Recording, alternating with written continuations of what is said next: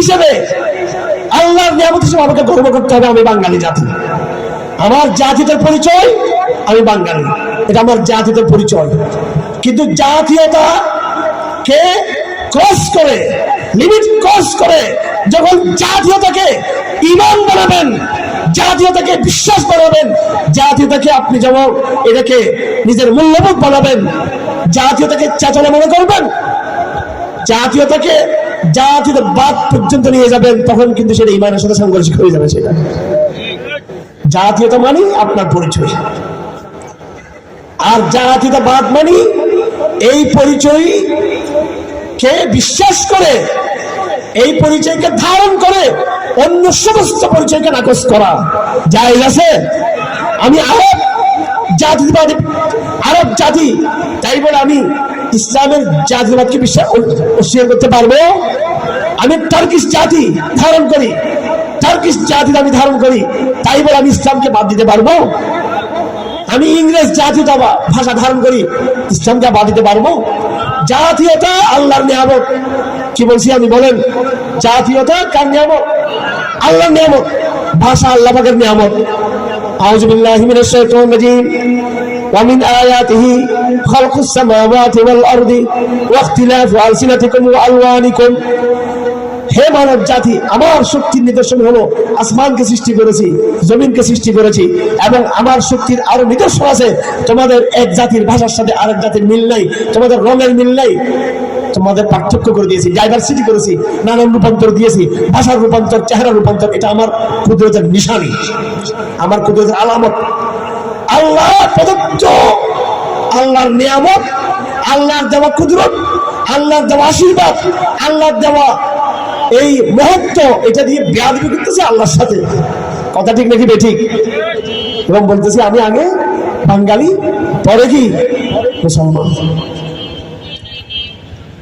এই জায়গাগুলো আমাদের বুঝতে হবে। এরপরে আরো যেগুলো কুসংস্কার আমাদের সমাজে আছে, ইসলাম কেউ মারা গেলে তার জন্য কি ফুল দিব, নাকি তার জন্য আমরা দোয়া পড়ব? কি বলা হয়েছে? হাদিস শরীফে আছে, আমাদের আত্মীয়স্বজনরা মারা গিয়েছে, হাদিস শরীফ আছে, মাল মাইয়িত ফিল কবর ইল্লা কাল গারিকিল মুতাগাওয়িস। কোন মানুষ যখন মারা যাবে কবরে, সে ডুবন্ত ব্যক্তির মতো। কিসের মতো? ডুবন্ত ব্যক্তির মতো। আমি আমার বাবার কবরে গিয়ে যদি এক মণ দুধ জেলে দিলাম, ফায়দা হবে? ফায়দা হবে? এক মণ আমি খেজুরের রস দিয়ে আসলাম, ফায়দা হবে? হিন্দুরা যেভাবে করে মূর্তিদেরকে খাওয়ায়, কোনো ফায়দা হবে? হাদিস শরীফ আছে, তুমি যদি তোমার মৃত আত্মীয় স্বজনকে উপকার করতে চাও, তাহলে তুমি তাদের জন্য ইস্তিগফার করো, তাদের জন্য। এই জন্য আমাদের যারা আত্মীয় স্বজন মারা গেছে, বন্ধু বান্ধব মারা গেছে, আমাদের যারা দুনিয়া থেকে যারা বিদায় নিয়েছে, তারা খুশি হবে আমি তাদের নামে শ্রদ্ধা করে আনুষ্ঠানিকতা করলে, নাকি তার জন্য ইস্তিগফার করলে? ইস্তিগফার করতে হবে। প্রথম কাজ, একজন মরা ব্যক্তি, সে আমার বন্ধু, সে শহীদ, অথবা আমার আত্মীয়, যে কেউ, তার প্রতি আমার দায়িত্ব হলো তার জন্য ইস্তিগফার করা। 2 নম্বরে তার জন্য ইসালে সওয়াব করা, ইসালে সওয়াব করা। মরা ব্যক্তির জন্য হাদিস শরীফে আছে, কেউ মারা গেলে তোমরা তার কবরে সওয়াব পৌঁছবে। 3 প্রকার ব্যক্তির কবরে সওয়াব পৌঁছে। কয় প্রকার ব্যক্তির কবরে? 3 প্রকার ব্যক্তি কবরে যাবার পর উপকার পায়। 1 নম্বর, সে যদি কোনো এক সন্তান রাখে, সেই এক সন্তান যখন দোয়া করবে, সে কবরে সওয়াব পাবে। সে যদি এলমের চর্চা করে, সে মারা গেছে, ওই এলম তাকে কবরে কি করবে? ফায়দা দিবে। আওসাত কাদিন জারিয়াতিন, দুনিয়াতে সে মানুষের জন্য রাস্তা বানিয়ে গিয়েছিল, মুসাফিরখানা তৈরি করে গেছিল, বিরাট বিরাট ময়দান তৈরি করে গেছে যেন মাহফিল করতে পারে, মাদ্রাসা নির্মাণ করেছে, মসজিদ নির্মাণ করেছে, টিউবওয়েল নির্মাণ করেছে, মানুষের জন্য জনসেবার কাজ করেছে, সৎকার জারির বহু কাজ আছে। সে মানুষের উপকারের জন্য, কল্যাণের জন্য করেছিল। সেই ব্যক্তিও কবরে গেলে সওয়াব পাবে, সওয়াব পাবে। সেটা বাদ দিয়ে আমি যদি অন্যান্য কোনো আনুষ্ঠানিকতা করি, মৃত ব্যক্তিকে আমি সব পৌঁছাতে পারবো না। যাই হোক আমার ভাইরা, আমাদেরকে সতর্ক হতে হবে। আমরা নানান ইস্যুতে, নানান সময়ে এই যে এখানে একটা কাগজ আমার সামনে দেওয়া হয়েছে, এটা সবাই নেবেন। ট্রান্সজেন্ডার মতবাদ, এটা বুঝেন তো আপনারা সবাই? ট্রান্সজেন্ডার মানে হলো, এটা একটা উদাহরণ আমি দিচ্ছি। আমার মূল বক্তব্য কিন্তু শিরিক, মনে রাখবেন এটা শিরিক। এই জামানার শিরিক আর আগের জামানার শিরিকের মধ্যে বেশ কম আছে। দাজ্জালের নাম শুনছেন আপনারা? কথা দীর্ঘায়িত করবো না, কথা শেষ করা পর্যন্ত ধৈর্য ধরতে হবে সবাই। কথা শেষ করে দিব। দাজ্জালের নাম শুনছেন সবাই? হ্যাঁ, 1000 বছর আগে আসছিল নাকি? দাজ্জাল এক মহাশয়তান 3000 বছর আগে পৃথিবীতে এসেছিল নাকি? না আসবে সামনে? কি পাবলিক তো বুঝানো দেখি কোনো কথা। দাজ্জাল এসে গেছিল নাকি? না আসবে? দাজ্জাল কিরকম হবে? হ্যাঁ হ্যাঁ হ্যাঁ, কানা দাজ্জাল হবে। কানা মানুষ দুনিয়া তোলে, সব কানা মানুষ কি দাজ্জাল নাকি? মুসলমানদের মধ্যে কানা নাই, হাফেজ শব্দের মধ্যে কানা নাই, পুরুষদের মধ্যে কানা নাই, কানা দেখলে কি দাজ্জাল হয়ে যাবে?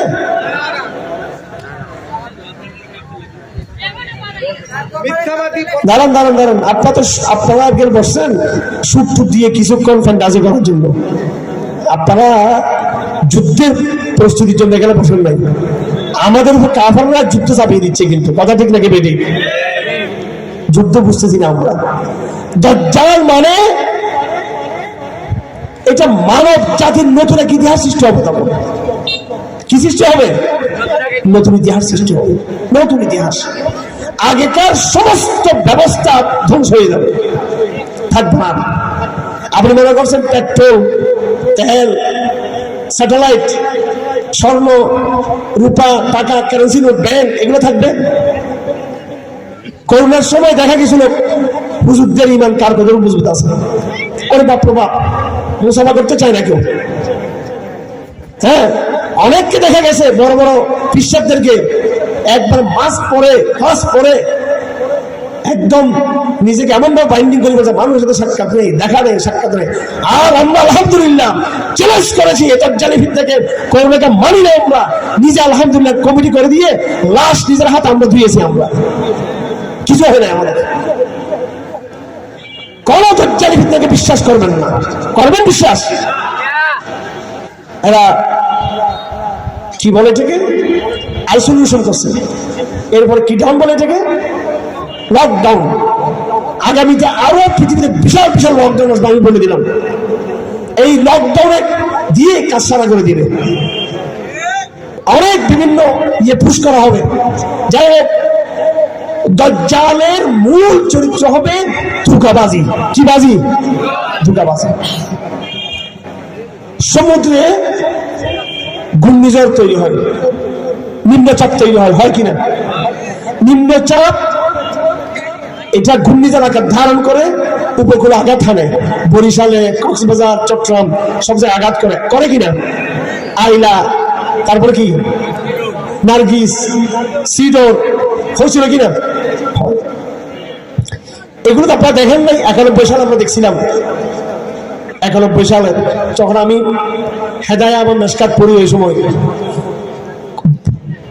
লক্ষ মানুষ মারা গেছে, হাজার হাজার মানুষ, লাখ লাখ মানুষ মারা গেছে এই উপকূলীয় অঞ্চলগুলোতে। এই নিম্নচাপ যখন সমুদ্র তৈরি হয়, সেটার আকাশ বাতাস সবগুলো চেঞ্জ হয়ে যায় কিনা? পরিবর্তন হয় কিনা? পরিবর্তন। আকাশ গুমন বেড়ে যাবে, অস্থিরতা তৈরি হবে, গরমের ভাব বেড়ে যাবে, স্বাভাবিক অবস্থায় বিরাজ করবে না। কারণ সমুদ্রের 300 মাইল দূরে, 400 মাইল দূরে, 250 মাইল দূরে, 500 মাইল দূরে নিম্নচাপ তৈরি হয়েছে। নিম্নচাপ, ঘূর্ণিঝড়, এটা উপকূলে আঘাত করার বহু আগে থেকে তার আলামত দেখা যায়। আমার ভাইয়েরা, এই দাজ্জাল আসবে বাংলাদেশ থেকে, পাকিস্তান থেকে, সৌদি আরব থেকে, ভারত থেকে, মিশর থেকে, নাকি ফিলিস্তিনের শাম থেকে এবং ইসরায়েল থেকে? কোথেকে বেরিয়ে আসবে? ওখান থেকে বেরিয়ে আসবে। ঠিক আছে? পৃথিবীতে যখন ইসরায়েল রাষ্ট্র প্রতিষ্ঠা হয়ে গেছে, ইহুদি বংশ থেকে ইসরায়েল বেরিয়ে আসবে। ইহুদি ইসরায়েলি বংশ থেকে দাজ্জাল বেরিয়ে আসবে। দাজ্জালের নাম হলো মসিহ বিন দাউদ। দাজ্জালের আসল নাম কি? মসিহ বিন দাউদ। দাজ্জাল আমরা বলি, তারা দাজ্জাল বলে না, তারা এটাকে বলে মসিহ বিন দাউদ। দাউদের সন্তান মসিহ, দাউদের সন্তান কি? মসিহ। এবং তার একটা উপাধি আছে, উপাধি হলো কিং অফ পিস, মালিকুস সালাম, কিং অফ পিস। কারণ উপাধি কিং অফ পিস, নাম মসিহ বিন দাউদ, আর হাদিসে বলা হয়েছে দাজ্জাল। কয়টা নাম? তিনটা নাম। এই দাজ্জালের প্রধান বৈশিষ্ট্য হলো প্রতারণা, ধোঁকা। কথা বুঝে আসছে? সে আপনার সামনে আসবে, সে আল্লাহর কথা বলবে, কিন্তু আধ্যাত্মিকতার কথা বলবে, আল্লাহ প্রদত্ত শক্তি সে দেখাবে, দেখে বলবে যে আমাকে ইবাদত করো, আমি আল্লাহর শক্তি হিসেবে আসছি, আমাকে এখন মানো। আর এত চেহারা থাকবে তার, এমন সুন্দর অবস্থা তার থাকবে। দাজ্জাল মানে এমন না যে তার হাত দাঁতগুলা 1.5 হাত লম্বা লম্বা, নাকটা 1 বিঘত লম্বা, 2 বিঘত লম্বা, এরকম ভয়ঙ্কর না, স্বাভাবিক আসবে। তার ব্যবহার, আচার, কথাবার্তা, তার এক্সপ্রেশন, সবকিছু দেখে মানুষ তার পক্ষ হইতে বাধ্য হয়ে যাবে, সবাই তার পক্ষ হয়ে যাবে। সে যখন ইচ্ছা তখন বৃষ্টি দিবে, যখন ইচ্ছা সে কি করবে? খরা দিবে। গানের অনুষ্ঠান চলবে, দাজ্জাল তাদের সামিয়ানা সুন্দর করে বেঁধে দিবে, দাজ্জাল কোনো সমস্যা নাই। আর তাওহীদের আলোচনা হবে, দাজ্জাল বৃষ্টি দিয়ে, তুফান দিয়ে তস নস করে দিবে এটাকে। এখন ধরেন আমাদের সামিয়ানা উল্টা পাল্টে কি অবস্থা হয়ে গেল, এখানে তুফান হয়ে গেছে, আল্লাহ সন্তুষ্ট সেজন্য নাকি? দাজ্জাল এই কাজটা করবে।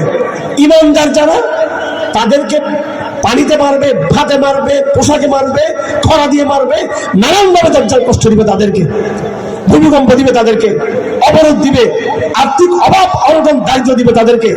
আর দাজ্জালকে যারা মানে তাদেরকে স্বাচ্ছন্দ্য, সুখ, শান্তি, টাকা পয়সা দিয়ে তাদেরকে ভরপুর করে দিবে তাদেরকে। এবং মুসলমানদের মধ্যে বেশিরভাগ মুসলমান দাজ্জালের পক্ষে চলে যাবে।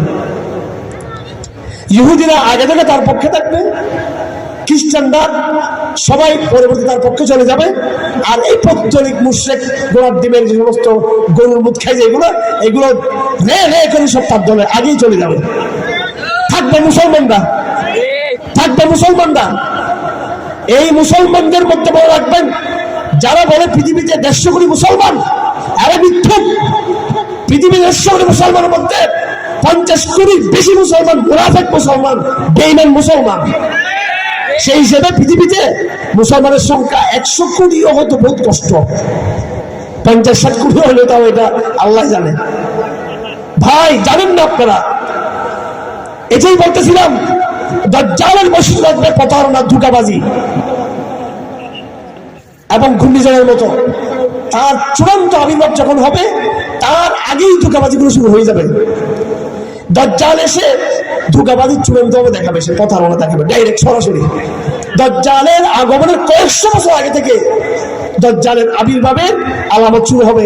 যেমন আইলা, নার্গিস, সিডর, এই সমস্ত ঘূর্ণিঝড় শুরু হওয়ার আগেই আকাশে বাতাসে তাদের আলামত দেখা যায়।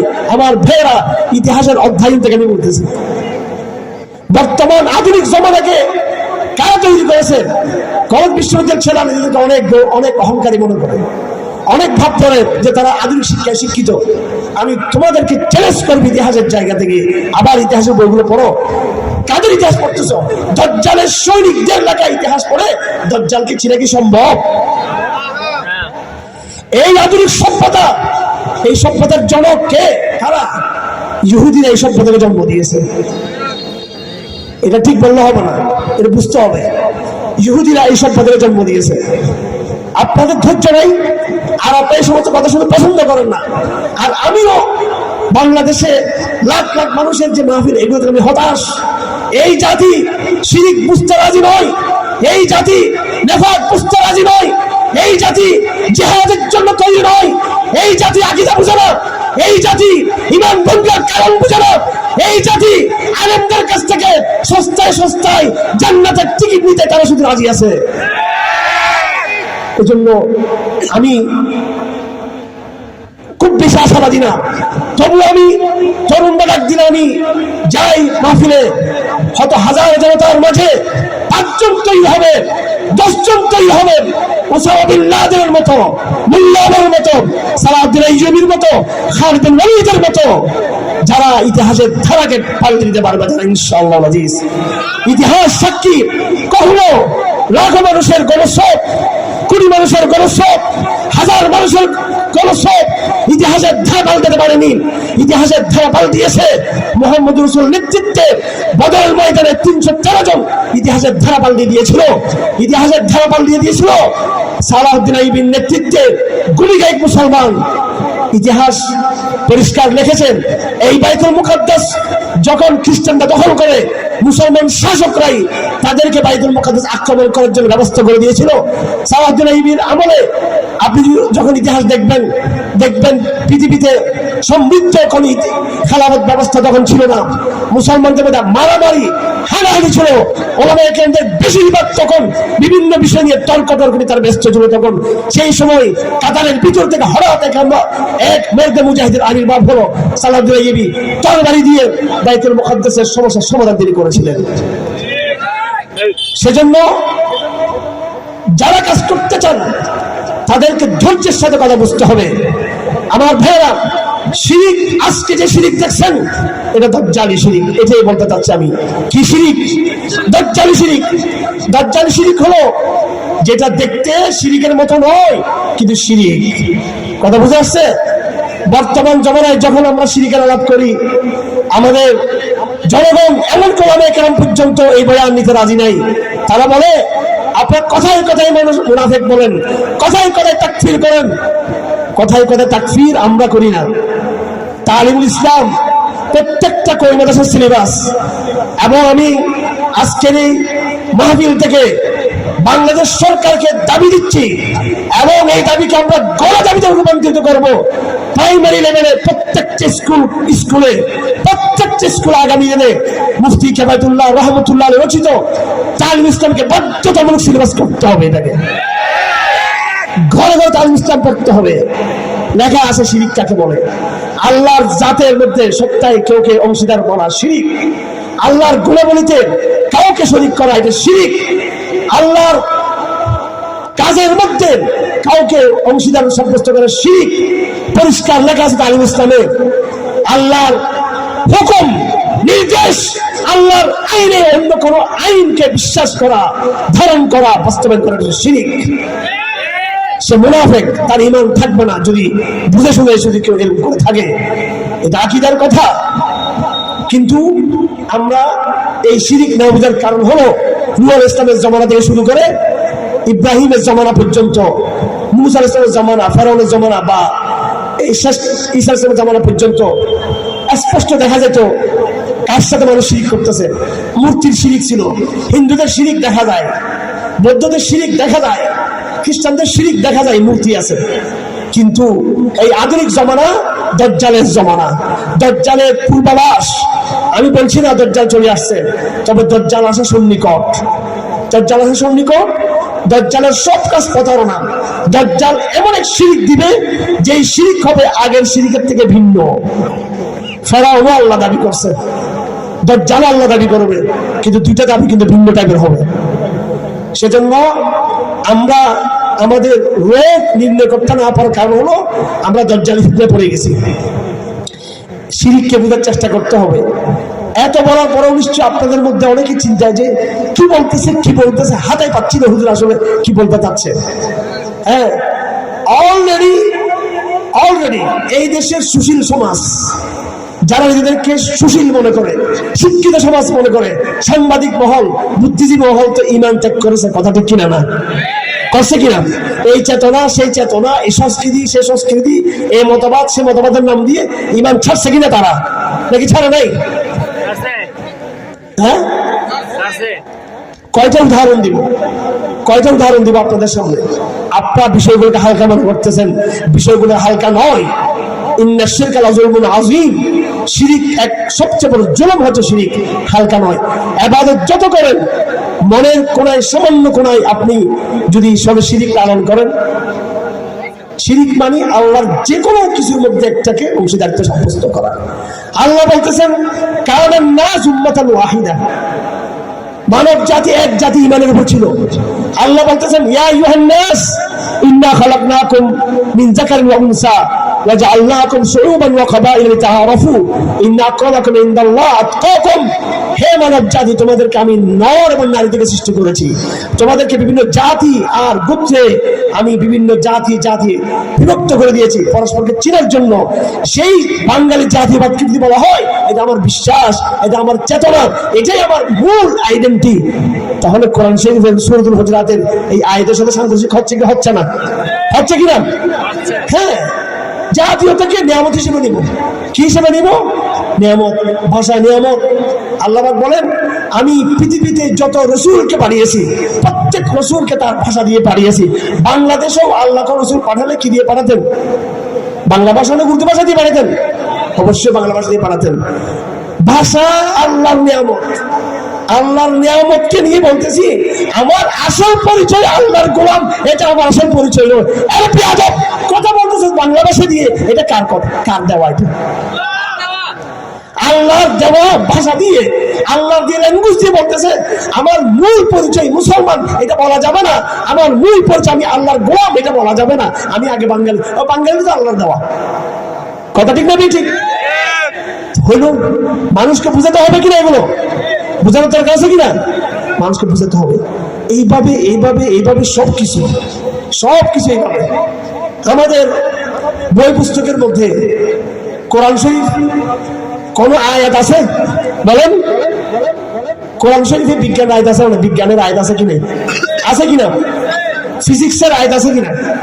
বুটানির আয়াত আছে কিনা? বুটানি সাইকোলজির আয়াত আছে কিনা? বায়োলজিক আয়াত আছে কিনা? অ্যাস্ট্রোনমির আয়াত আছে না কোরআন শরীফে? বিজ্ঞানের প্রত্যেকটা শাখা বিজ্ঞানের যতগুলো শাখা আছে সবগুলো শাখা আমি ইয়াসিন সূরার তাফসীর করেছি আমি বহুদিন আগে।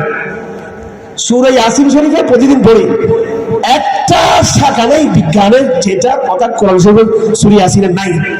সূরা ইয়াসিন কোনো একটা আয়াত আমাদের সিলেবাসের এই ক্লাস 5 থেকে শুরু করে মাস্টার্স পর্যন্ত সিলেবাসের বইয়ে কোন একটা বই, কোন পাতার কোন কোনায় কোন একটা আয়াত লেখা আছে?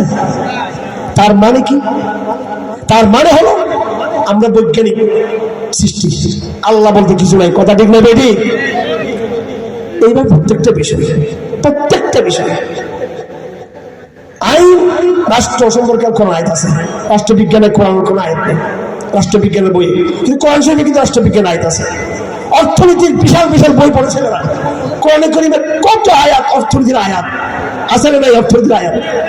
হ্যাঁ, কোরআনে অর্থনীতির আয়াত ভুরি, কিন্তু আমাদের সিলেবাসের একটা বইয়ে কোন জায়গায় একটা অর্থনীতির একটা আয়াত পাওয়া যায়। তার মানে অর্থনীতি আমি আমার মন মতো চালাবো, স্বাধীনভাবে চলবো। অর্থনীতি শিরিক কিনা? এটা হচ্ছে এটা জিনিসগুলো। সুতরাং এগুলো বুঝতে হবে। আমরা ঈমান এনেছি, ভালো কথা, ঈমান এনেছি। এখন আমাদের যেটা করতে হবে, ঈমানের দুটো অংশ। ঈমানের কয়টা অংশ? একটা ইতিবাচক, একটা নেতিবাচক। একটা স্বীকার করা আর একটা অস্বীকার করা। আউযু বিল্লাহি মিনাশ শাইতানির রাজীম। লা ইকরাহা ফিদ্দীন।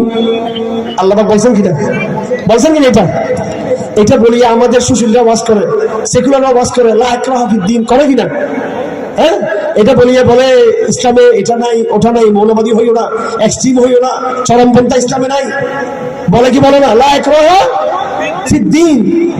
পুরো আয়াতটা পড়েন। ক্বাদ তাবায়্যানা রুশদু মিনাল গাই। ইসলামে বাড়াবাড়ি নাই, জোরপূর্বক কেউ বলতে পারবো লা ইলাহা ইল্লাল্লাহ বলতে পারবো? আল্লাহ বলেন জোর করে বলার দরকার নাই। হেদায়েত আবার গোমরাহি স্পষ্ট। ফামান ইয়াকফুর বিত-তাগুত, আসল নাই ওয়া ইউমিন বিল্লাহ। 2 নম্বর, প্রথমে তাগুতকে স্বীকার করতে হবে, শিরককে স্বীকার করতে হবে 1 নম্বরে। নম্বর 2, আল্লাহর প্রতি মানতে হবে। ফাকাদ ইসতামসাকা বিল উরওয়াতিল ওয়াসতা, তাহলে সে আমার রজ্জুকে সে মজবুত করে ধরেছে। আর যে ব্যক্তি বলবে লা ইলাহা ইল্লাল্লাহ আশহাদু আল্লা ইলাহা ইল্লাল্লাহ ওয়া আশহাদু আন্না মুহাম্মাদুর রাসূলুল্লাহ বলল, কিন্তু সমকালীন যত তাগুত পন্থা আছে এগুলোকে সে চিনলো না, বুঝলো না, অস্বীকার করলো না। রশি ঢিলা, রশিটা কি ছিঁড়ে যাবে, রশি এটা ঠাস করে পড়ে যাবে, এটা ডাবল রশি হইতে হবে, সিঙ্গেল রশি পড়ে যাবে। শুধু আশহাদু আল্লা ইলাহা ইল্লাল্লাহ, এমন আশহাদু আল্লা ইলাহা ইল্লাল্লাহ হতে হবে যে আশহাদু আল্লা ইলাহা ইল্লাল্লাহ মানে আল্লাহ ছাড়া কোনো ইলাহ নাই, তার মানে আল্লাহকে মানা। এবং আল্লাহ ছাড়া যত জায়গায়, যত নামে, যত রূপান্তরে যত কিছু আসুক সব কিছু আমি ইগনোর করলাম, প্রত্যাখ্যান করলাম, রিজেক্ট করলাম, আমি অ্যাভয়েড করলাম। নাম ধরে ধরে এক একটা শিরক আমাকে প্রত্যাখ্যান করতে হবে। তখন আমার ইমানের রুজ্জু মজবুত হবে, আমি আল্লাহ পর্যন্ত পৌঁছতে পারবো। আমি তখন আমার আপনার ইমান শুধু খালি ইতিবাচক, আল্লাহর প্রতি ইমান এনেছে। তাহলে আমি জাল দিয়ে মাছ পাইতে গেছি, খুবইও ধরছি, বল মাছও ধরছি আর কি, ঠিক আছে, সাপও ধরলাম, বিচ্ছু ধরলাম, মাছও ধরলাম একসাথে। আমাদের ইমান এরকম, ইমানও আছে, কুফরও আছে, আছে না নাই? আল্লাহ পাক সুবহানাহু ওয়া তাআলা কোরআনে কারীমের মধ্যে এই জাতীয় লোকদের ব্যাপারে বলছেন। এক ধরনের লোক হলো মুত্তাকি, ইমানদার, ওদের অন্তরে কোনো রকমের কুফর